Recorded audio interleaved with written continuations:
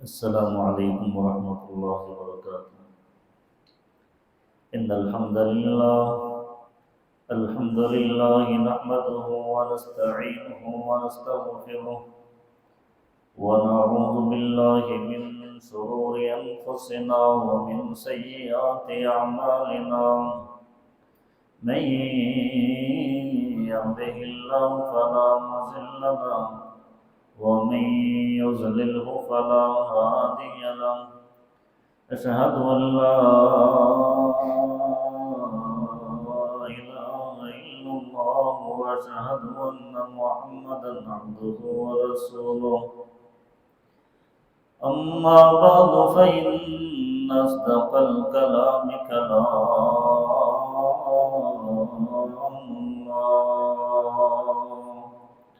व अस्दक़ल हदीस रसूलुल्लाह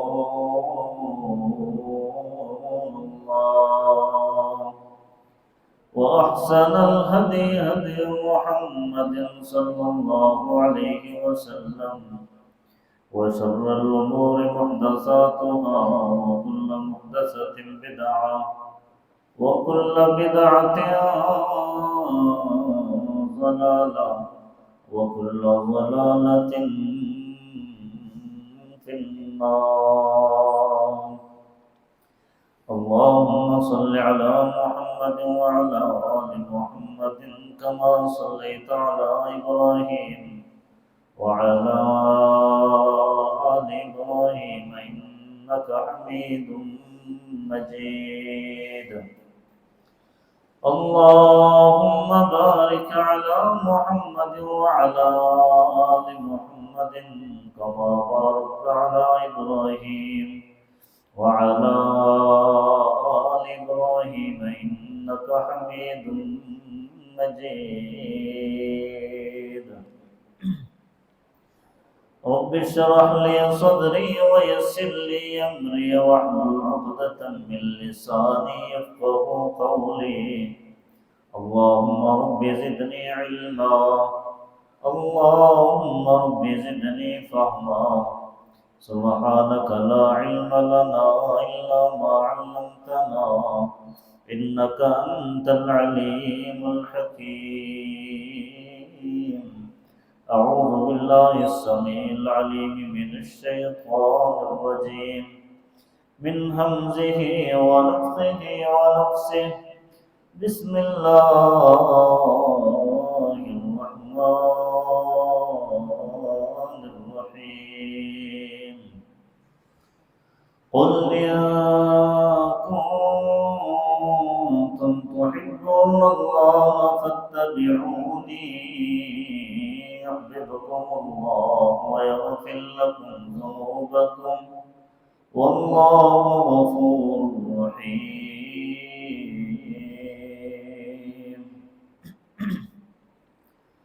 तमाम तर तारीफ़ात, तस्बीहात, तहलीलात, तमजीदात अल्लाह अहकमुल हाकिमीन रब्बे किबरिया रब्बे ज़ुल जलाल वल इकराम के लिए ख़ास और मुख़्तस है। दरूद व सलाम पैगम्बर दो जहान पैगम्बर रहमत सरवर कौनैन सय्यदुस सक़लैन सय्यदुल अव्वलीन वल आखिरीन जनाब मोहम्मद रसूलुल्लाह सल्लल्लाहु अलैहि वसल्लम। सामीन किराम, आज का हमारा मौजू है इत्तिबाए मुस्तफ़ा सल्लल्लाहु अलैहि वसल्लम। हर वो इंसान जो अल्लाह और उसके रसूल सल्लल्लाहु अलैहि वसल्लम के तौर तरीके के मुताबिक चलता है, इत्तिबा में पैरवी में चलता है, दर हकीकत वही कामयाब और कामरान है। दुनिया में हर इंसान की एक सोच भी है, एक फ़िक्र भी है, एक ख्वाहिश भी है, एक तमन्ना भी है, एक आरज़ू भी है कि मैं हर मैदान में कामयाब हो जाऊं, दुनिया में कामयाब हो जाऊं, आखिरत में भी कामयाब हो जाऊं। और इसके लिए हर इंसान اپنے اصول بناتا ہے، قواعد و ضوابط بناتا ہے، اپنی ایک سوچ اور فکر بناتا ہے، پھر اس کے مطابق انسان عمل شروع کر دیتا ہے، کاروبار شروع کر دیتا ہے، اور پھر اس میں دنیاوی اعتبار سے کبھی انسان کو کامیابی بھی ملتی ہے، کبھی ناکامی بھی ملتی ہے، لیکن یاد رکھنا دنیاوی اعتبار سے تو انسان اپنی ایک سوچ فکر بناتا ہے، اصول و ضوابط بناتا ہے، اس کے مطابق عمل کرتا ہے، کبھی کامیابیاں کبھی ناکامیاں ضرور ملتی ہیں، لیکن جو راستہ ایک متعین ہے، اصول اور ضوابط متعین ہیں، اس میں انسان نہ تو رد و بدل کر سکتا ہے، نہ کچھ اور کر سکتا ہے۔ دنیاوی اعتبار سے اگر کام اچھا نہیں لگا تو اس میں ترمیم بھی کی جا سکتی ہے، رد و بدل بھی کیا جا سکتا ہے، اور یہ بات انسان کو پتہ ہونی چاہیے کہ جو انسان اپنی سوچ اور فکر اور اپنے قواعد و ضوابط بناتا ہے، انسان کے بنائے ہوئے قواعد اور ضوابط زیادہ دیر تک چل نہیں سکتے، اور جو رب کے بنائے ہوئے اصول ہیں وہ ہمیشہ کے لیے ہیں، اور اس میں کسی کو اختیار نہیں ہے کہ وہ شریعت کے اصولوں میں رد و بدل ترمیم کر سکے۔ اور ہر انسان اپنا راستہ خود متعین کرتا ہے، اور اس راستے کو حق سمجھتا ہے کہ جو راستہ میں نے متعین کیا ہے وہ راستہ 100% صحیح ہے، غلط نہیں ہے اور حق پہ مبنی ہے، اور اس راستے پہ صرف آپ ہی نہیں بلکہ اپنی آل کو بھی چلانے کی کوشش کرتا ہے، اولاد کو چلانے کی کوشش کرتا ہے، پھر اس راستے کے لیے وہ قربانیاں بھی پیش کرتا ہے، اور گھر گھر جا کے لوگوں کو دعوت بھی دیتا ہے کہ جس راستے پہ میں چل رہا ہوں اسی راستے پہ تم بھی چلو، اگرچہ راستہ وہ صحیح ہو یا غلط ہو۔ اب دیکھیے یہودیوں کو حضرت عزیر علیہ السلام کو انہوں نے اللہ کا بیٹا کہا، اور ان کی یہ عقیدت تھی، ان کی مودت تھی اور ان کی محبت تھی، اور اسی کو وہ حق سمجھتے تھے، اور اپنے آپ کو اللہ کے محبوب پسندیدہ سمجھتے تھے، اور کہتے تھے کہ ہم تو اولیاء ہیں، ہم اللہ والے ہیں، اور یہی راستہ ہمارا حق ہے۔ تو کیا ان کا یہ راستہ اگر قرآن اور سنت کی روح سے دیکھا جائے تو کیا حق پر مبنی تھا؟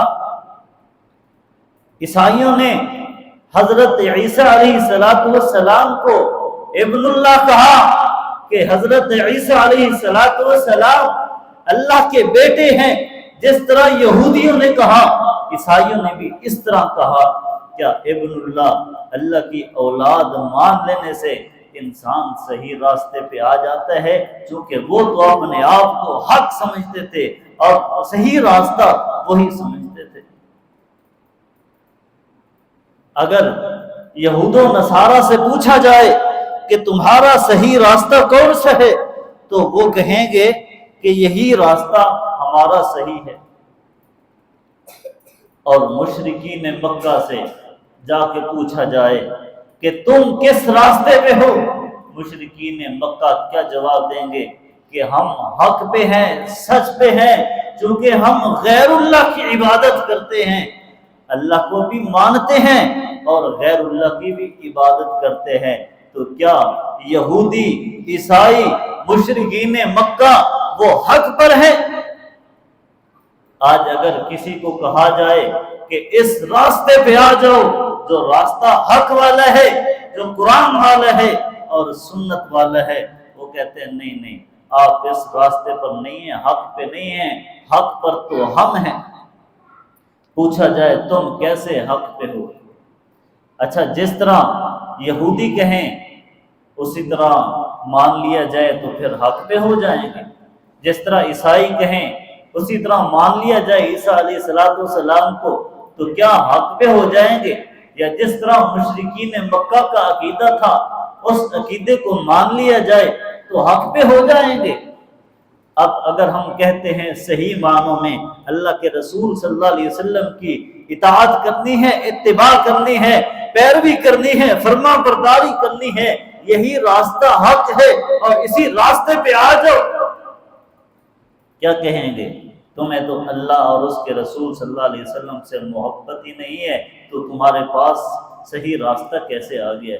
پوچھا جائے بھئی صحیح راستہ کون سا ہے، محبت کیسے ہوتی ہے، اتباع اور پیروی کیسے ہوتی ہے؟ کہیں گے جس طرح ہم مانتے ہیں اسی طرح مان لو، پھر تم راہ حق پہ آ جاؤ گے۔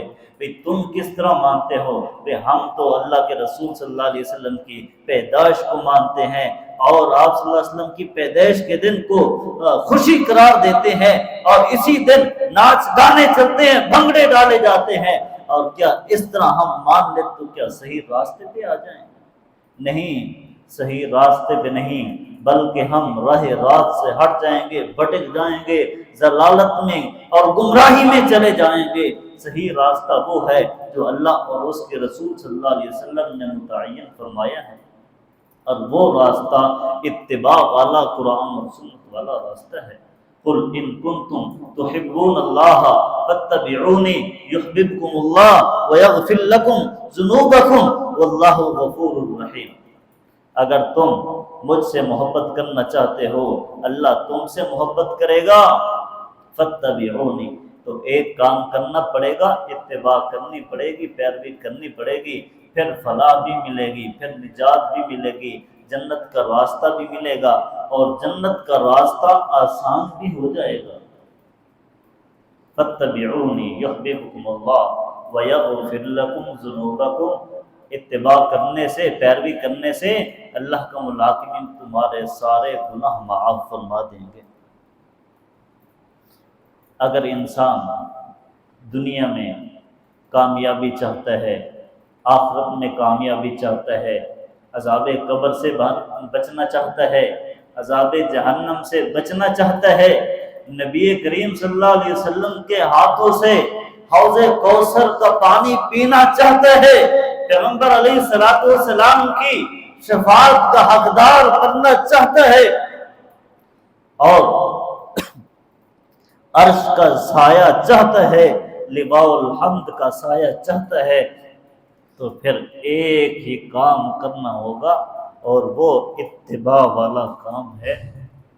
اگر یہ سارے کام کریں گے دنیا اور آخرت میں کامیابی چاہیں گے تو پھر اپنے اصول کو، اپنے قواعد و ضوابط کو، اپنے قانون کو چھوڑنا ہوگا، اللہ اور اس کے رسول صلی اللہ علیہ وسلم کے اصولوں کے مطابق چلنا ہوگا۔ اسی میں میری اور آپ کی کامیابی اور نجات ہوگی۔ اتباع کا معنی تو پیروی کرنا ہے، تو اتباع کا دوسرا معنی یہ ہے کہ جب آپ صلی اللہ علیہ وسلم کی بات سامنے آ جائے، پیغمبر علیہ السلام نے فرما دیا، آپ صلی اللہ علیہ وسلم کا فرمان سامنے آتے ہی مومن کا کام ہے کہ فوراً اس کو مان لے اور اس پہ عمل شروع کر دے۔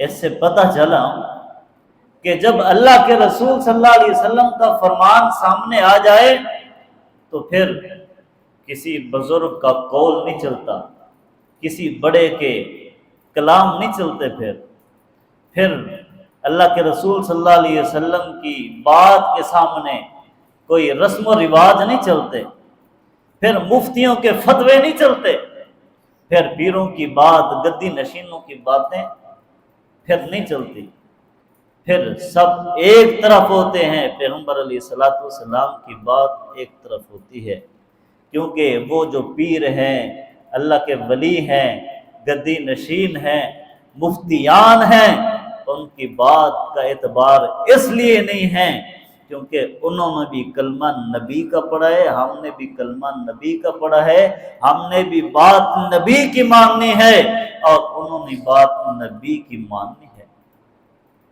ہاں اگر ان کی بات، ان کے قول کلام قرآن اور سنت کے نبی صلی اللہ علیہ وسلم کی بات کے موافق آ گئے ہیں تو ماننے کے لیے تیار ہیں، اگر مطابق نہیں ہے، موافق نہیں ہے، تو پھر ترجیح اللہ اور اس کے رسول صلی اللہ علیہ وسلم کی بات کو ہوگی۔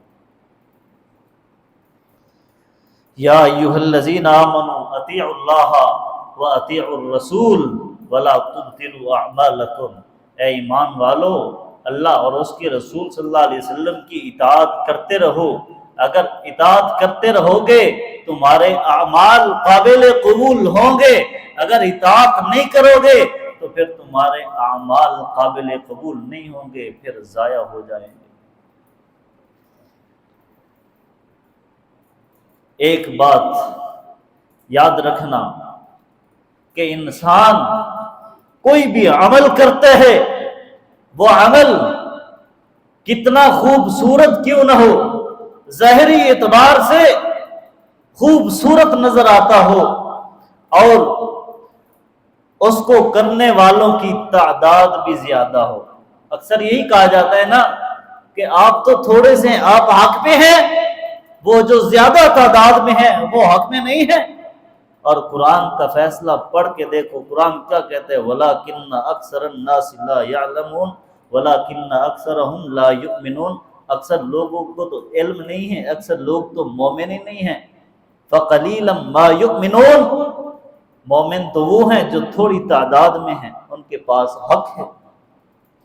کوئی عمل ظاہری طور پہ خوبصورت کیوں نہ نظر آئے اور کرنے والوں کی تعداد زیادہ کیوں نہ ہو، اور عمل کرنے والوں میں بڑے بڑے مفتیان، بڑے بڑے عالم دین اور بڑی بڑی شخصیات کیوں نہ نظر آ رہی ہوں، وہ عمل قابل تعریف کیوں نہ ہو، اگر وہ عمل آپ صلی اللہ علیہ وسلم کی سنت کے عین مطابق نہیں ہے تو پھر ان شخصیات کا بھی اعتبار نہیں ہے، اس ظاہری اور خوبصورت عمل کا بھی اعتبار نہیں ہے، کثیر تعداد میں کرنے والوں کا بھی اعتبار نہیں ہے۔ اعتبار ہے تو آپ صلی اللہ علیہ وسلم کی سنت کا ہے۔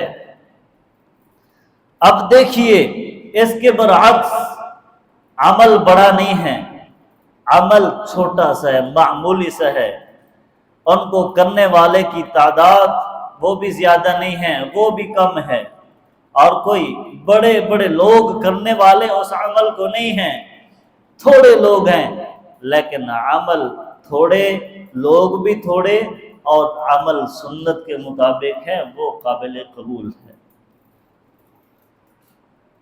اب ایک واقعہ آپ کے سامنے گوش گزار کرتا ہوں، رکھتا ہوں کہ 3 شخص آپ علیہ الصلوۃ والسلام کے گھر آتے ہیں۔ حضرت عائشہ صدیقہ رضی اللہ تعالی عنہا سے پیغمبر علیہ الصلوۃ والسلام کی جو خلوت نشینی کی عبادت ہے اس کے متعلق پوچھتے ہیں۔ حضرت عائشہ صدیقہ رضی اللہ تعالی عنہا بیان کر دیتی ہیں کہ پیغمبر علیہ الصلوۃ والسلام خلوت نشینی میں اس طرح عبادت کیا کرتے تھے۔ اللہ کے رسول صلی اللہ علیہ وسلم زیادہ وقت عبادت میں لگاتے تھے۔ پیغمبر علیہ الصلوۃ والسلام روزہ بھی رکھتے تھے، افطار بھی کرتے تھے، اور 3 شخص آپ کو معلوم ہے وہ کون ہے؟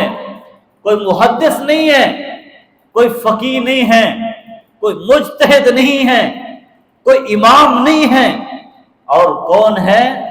وہ 3 شخص صحابہ کی فہرست میں شامل ہے، صحابہ ہے، صحابی کہلانے والے ہیں، اور ان میں سر فہرست پہلا نام کس کا ہے؟ حضرت علی رضی اللہ تعالی عنہ کا ہے۔ اگر حضرت علی رضی اللہ تعالی عنہ کو مانتے ہیں نا تو پھر حضرت علی رضی اللہ تعالی عنہ کی بات کو بھی مانا جائے۔ حضرت علی رضی اللہ تعالی عنہ تو وہ علی تھے جو حافظ قرآن تھے۔ آپ اگر علی کو ماننے والے ہیں دکھلاؤ کوئی ایک حافظ بھی ہے نسل در نسل میں؟ حضرت علی رضی اللہ تعالی عنہ بت شکن تھے. اللہ کے رسول صلی اللہ علیہ وسلم نے فرمایا علی بیت اللہ میں جتنے بت پڑے ہیں 360 بت ہیں، میں نے بھی اپنے ہاتھوں سے توڑے ہیں، تو بھی توڑ، لوگوں کو پتہ چلے کہ علی بت شکن علی ہیں، حیدر کرار علی ہیں، شیر خدا علی ہیں، حافظ قرآن علی ہیں. اور تو کس علی کو جانتا ہے؟ اس کا تو ادب اور احترام سے نام ہی نہیں لیتا. اور جس زبان سے منہ سے حضرت علی کا نام لیتا ہے وہ بھی پتہ نہیں پاک ہے کہ نہیں ہے. اور نسوار بھی رکھی ہوئی ہے، علی کا نام بھی لے رہے ہیں، سگریٹ بھی پی رہے، علی کا نام بھی لے رہے ہیں. تو یہ حضرت علی سے محبت ہے، عقیدت ہے، یا ان کی توہین ہے؟ سر فہرست پہلا نام حضرت علی رضی اللہ تعالیٰ عنہ کا، دوسرے عبداللہ بن عمرو، عمر نہیں عمرو، عبداللہ بن عمرو رضی اللہ تعالیٰ عنہ، تیسرے شخص حضرت عثمان بن مظعون رضی اللہ تعالیٰ عنہ. تین شخص آ کے آپ صلی اللہ علیہ وسلم کی عبادت کے متعلق پوچھتے ہیں. جب حضرت عائشہ صدیقہ کائنات رضی اللہ تعالی عنہا بتاتی ہیں تو کیا کہتے ہیں کہ ہماری عبادت اللہ کے رسول صلی اللہ علیہ وسلم کی عبادت کے مقابلے میں بہت کم ہے اور حقیر ہے، کیونکہ آپ تو اللہ کے نبی ہیں اور اتنی عبادت کرتے ہیں، حالانکہ اللہ نے آپ صلی اللہ علیہ وسلم کے اگلے پچھلے گناہ بھی معاف فرما دیے ہیں، پھر بھی اتنی عبادت کرتے ہیں، تو پھر ہماری عبادت کی تو پھر حیثیت ہی کچھ نہیں ہے. دیکھیں سوچ اچھی ہے، فکر اچھی ہے، تمنا آرزو خواہش بالکل اچھی ہے، اور جو کام کرتے جا رہے ہیں وہ کام بھی اچھا ہے، اور جو کام اچھا ہے وہ کام قابل تعریف بھی ہے.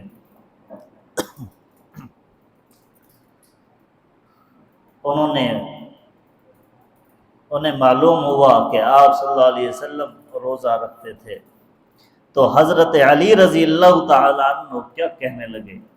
فَإِنِّي أُصَلِّي اللَّيْلَ أَبَدًا أَنَا أَصُومُ الدَّهْرَ وَلَا أُفْطِرُ.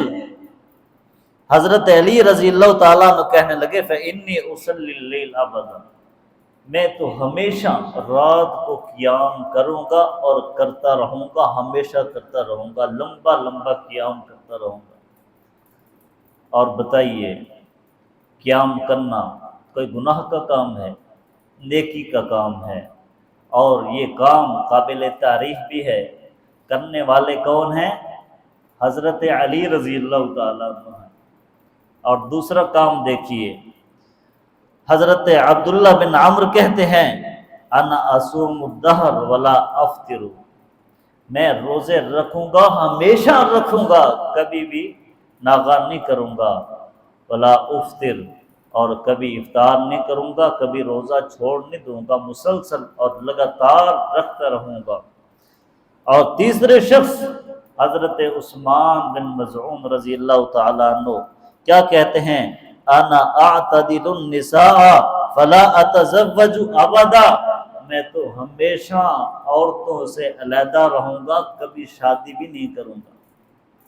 یہ سوچ فکر کیوں پیدا ہوئی ہے کہ اگر شادی کر لوں گا بیوی بچے آ جائیں گے، دنیا کے کاموں میں مشغول ہو جائیں گے، اللہ کی عبادت کرنے کا موقع نہیں ملے گا.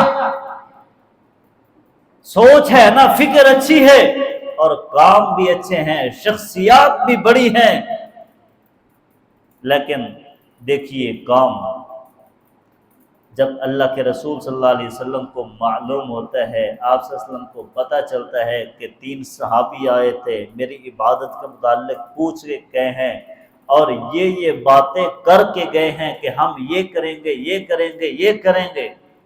آپ صلی اللہ علیہ وسلم ان تینوں کی تلاش میں نکلتے ہیں اور دیکھتے ہیں کہ وہ ایک مقام پہ تینوں اکٹھے ہیں.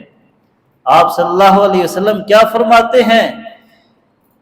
انتم الذین قلتم کذا و کذا، تم وہی ہو نا تینوں جنہوں نے یہ بات کی ہے، یہ کام کرنے کو کہا ہے۔ کہنے لگے اللہ کے رسول صلی اللہ علیہ وسلم ہم وہی ہیں۔ پیغمبر علیہ الصلوۃ والسلام نے کیا فرمایا؟ لاکنی اصوم و افطر، میں تو روزہ رکھتا بھی ہوں، افطار بھی کرتا ہوں۔ تم تو کہتے ہو لگاتار رکھیں گے، کام اچھا ہے، مگر میری سنت سے ہٹ کے ہے، میرے اصول اور ضوابط سے ہٹ کے ہے، تمہارے اپنے بنائے ہوئے اصول آ گئے۔ جب انسان کے اپنے بنائے ہوئے اصول آ جائے تو پھر انسان نہ دنیا میں کامیاب ہوتا ہے نہ آخرت میں کامیاب ہوتا ہے۔ پھر آپ صلی اللہ علیہ وسلم نے فرمایا وَأُصَلِّي وَأَرْقُدُ، میں تو نماز بھی پڑھتا ہوں، جاگتا بھی ہوں، سوتا بھی ہوں، کیونکہ جسم کا بھی حق ہے، آنکھوں کا بھی حق ہے، ان کو بھی تو آرام چاہیے نا۔ تم تو کہتے ہو ہم ہمیشہ قیام کرتے رہیں گے، یہ آپ صلی اللہ علیہ وسلم کی سنت کے خلاف ہے۔ کام اچھا ہے، کرنے والے اچھے ہیں، سوچ فکر اچھی ہے، لیکن تھوڑا سا سنت سے ہٹ کے تھوڑا سا۔ اور تیسرے نے کہا تھا کہ میں کبھی شادی نہیں کروں گا، تو پیغمبر علیہ الصلوۃ والسلام نے فرمایا وَأَتَزَوَّجُ النِّسَاءَ، میں نے بھی تو عورتوں سے شادی کی ہے، اگر تم شادی نہیں کرتے تو سنت سے ہٹ گئے۔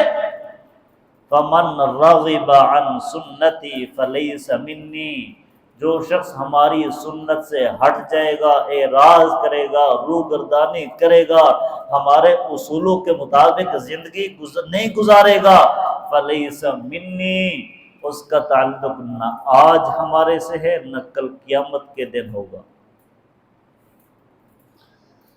اس سے پتہ چلتا ہے جو بھی کام کرنا ہے، قیام کرنا ہے، رکوع کرنے ہیں، سجود کرنے ہیں، وظائف کرنے ہیں، اعمال کرنے ہیں، تو اللہ کے رسول صلی اللہ علیہ وسلم کی سنت کے مطابق کرنے ہیں، اور ہمارے بنائے ہوئے یہ اعمال، یہ فضائل اعمال اور یہ وظائف یہ نہیں چلیں گے۔ وَمَا آتَاكُمُ الرَّسُولُ فَخُذُوهُ وَمَا نَهَاكُمْ عَنْهُ فَانْتَهُوا، جو آپ صلی اللہ علیہ وسلم سے مل جائے وہ خوشی سے لے لے، قبول کر لیں، اور جس چیز سے آپ صلی اللہ علیہ وسلم روک دیں، منع کر دیں، اس سے رک جائے۔ وہ کام کریں جو اچھا بھی ہو، قابل تعریف بھی ہو، سنت کے عین مطابق ہو، وہ قابل قبول ہے، ورنہ قابل قبول نہیں ہے۔ ایک مرتبہ پیغمبر علیہ الصلوۃ والسلام اور ساتھ حضرت ابوبکر صدیق رضی اللہ تعالیٰ عنہ بیٹھے ہیں، اتنے میں حضرت عمر رضی اللہ تعالیٰ عنہ آتے ہیں۔ وہ عمر جس سے شیطان بھی ڈرتا ہے، کفار بھی ڈرتے ہیں، اتنی ان کی دہشت ہے۔ تورات کا ایک ورقہ لے کے آتے ہیں، پورا نسخہ نہیں، ایک دو اوراق لے کے آتے ہیں، آپ صلی اللہ علیہ وسلم کے سامنے رکھتے ہیں، اس کی تعریف کرتے ہیں، پھر اسے اونچا اونچا پڑھنا شروع کر دیتے ہیں۔ صدیق اکبر رضی اللہ تعالیٰ عنہ دیکھتے ہیں کہ آپ صلی اللہ علیہ وسلم کا چہرہ تھوڑا سا متغیر ہوا ہے۔ انہوں نے حضرت عمر رضی اللہ تعالیٰ عنہ کو کہا کہ تم آپ صلی اللہ علیہ وسلم کی طرف دیکھتے نہیں ہو، آپ صلی اللہ علیہ وسلم غصے ہو رہے ہیں، یہ تورات کیوں پڑھ رہے ہو؟ پیغمبر علیہ الصلوۃ والسلام نے فرمایا عمر یہ تورات ہے، اگر صاحب تورات بھی آ جائے، موسیٰ علیہ الصلوۃ والسلام آ جائے، اور موسیٰ علیہ الصلوۃ والسلام کیا حضرت آدم علیہ الصلوۃ والسلام سے لے کر حضرت عیسیٰ علیہ الصلوۃ والسلام تک جتنے انبیاء اور رسل پیغمبر آئے ہیں سارے کے سارے آ جائیں، اب ان کی شریعت نہیں چلے گی، اب شریعت چلے گی محمد الرسول اللہ صلی اللہ علیہ وسلم کی۔ یہ تو تورات کا نسخہ لے کے آنے والا کون تھا پتہ ہے کون تھا؟ صحابی رسول، جس کو دنیا میں جنت کی بشارت ملی تھی۔ اس نے پڑھا کس کے سامنے؟ اللہ کے رسول صلی اللہ علیہ وسلم کے سامنے۔ اللہ کے رسول صلی اللہ علیہ وسلم نے کیا فرمایا؟ تورات بھی نہیں چلے گی اور پیغمبروں کی اب شریعت بھی نہیں چلے گی۔ ہم کتنے طاقتور ہیں ہماری سوچ کتنی آگے ہے، ہماری فکر کتنی آگے ہے۔ وہ تو ایک ورقہ تھا، ہم نے بڑی بڑی کتابیں اصول کی لکھ دی ہیں، اور جب تورات کی کوئی حیثیت نہیں ہے تو پھر تیری یہ قدوری، بکایا، ہدایہ، پھر ان کی بھی کوئی حیثیت نہیں ہے۔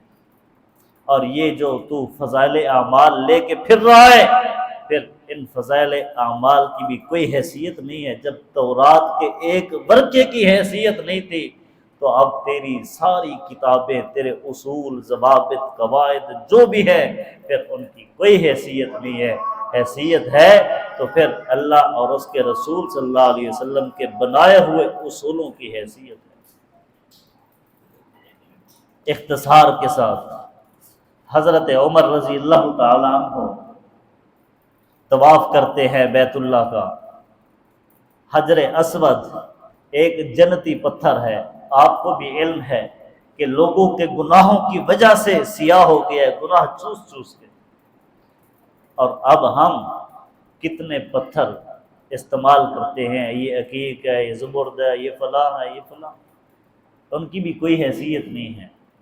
حجر اسود ہے، حضرت عمر رضی اللہ تعالیٰ عنہ مخاطب ہو کے کہتے ہیں، اے حجر اسود، جانتا ہوں تو ایک پتھر ہے، کوئی نفع نقصان نہیں پہنچا سکتا۔ اب ہمارے عقیدے کتنے پتھروں سے وابستہ ہے کہ یہ شفا بھی دیتا ہے، ایسے بیماریاں بھی نہیں ہوتی۔ حضرت عمر نے کیا کہا کہ تو کوئی نفع نقصان نہیں دے سکتا، ہم تو آپ کو اس لیے چوستے ہیں، منہ لگاتے ہیں کہ اللہ کے رسول صلی اللہ علیہ وسلم کو دیکھا تھا۔ اگر اللہ کے رسول صلی اللہ علیہ وسلم آپ کے قریب نہ آتے، ہم نہ آتے۔ یہ ہے اتباع، یہ اتباع ہے۔ حضرت عبداللہ بن مسعود رضی اللہ تعالیٰ عنہ آ رہے ہیں، آپ صلی اللہ علیہ وسلم نے فرمایا جو جہاں بھی ہے بیٹھ جائے، وہیں دروازے میں بیٹھ گئے۔ کیا ہے؟ اتباع ہے، یہی اتباع ہے۔ تو جب آپ صلی اللہ علیہ وسلم کی بات آ جائے تو پھر آپ صلی اللہ علیہ وسلم کی بات کو فوراً مان لیا جائے اور اس کے مطابق عمل کر لیا جائے۔ پھر کسی پیر، فقیر، گدی نشین، مفتیان کرام، علماء کرام، اولیاء کرام، ان کی بات کی کوئی حیثیت نہیں ہے۔ حیثیت ہے قرآن کی ہے اور سنت کی ہے۔ اگر میں اور آپ دنیا میں بھی اور آخرت میں بھی کامیاب ہونا چاہتے ہیں تو پھر ان اصولوں کو اپنانا ہوگا۔ ہماری تجارت بھی کامیاب ہوگی، ہمارا کاروبار بھی کامیاب ہوگا، اور ہماری جنت بھی آسان ہوگی۔ ہمارے سامنے راستہ صحیح آ جائے گا، ہم حق کو معلوم کر لیں گے، جو ناحق ہوگا، باطل ہوگا، اس کی بھی پہچان کر لیں گے، اور ان سب چیزوں کی پہچان ہوگی اتباع کے ساتھ۔ اتباع کریں گے، قرآن اور سنت کو سمجھیں گے۔ اگر اتباع نہیں کریں گے تو پھر قرآن اور سنت کو کبھی نہیں سمجھ سکتے۔ سامعین، دعا ہے رب العالمین مجھے اور آپ سب کو صحیح معنوں میں قرآن و سنت سمجھنے، اس کے مطابق عمل کی توفیق عطا فرمائے۔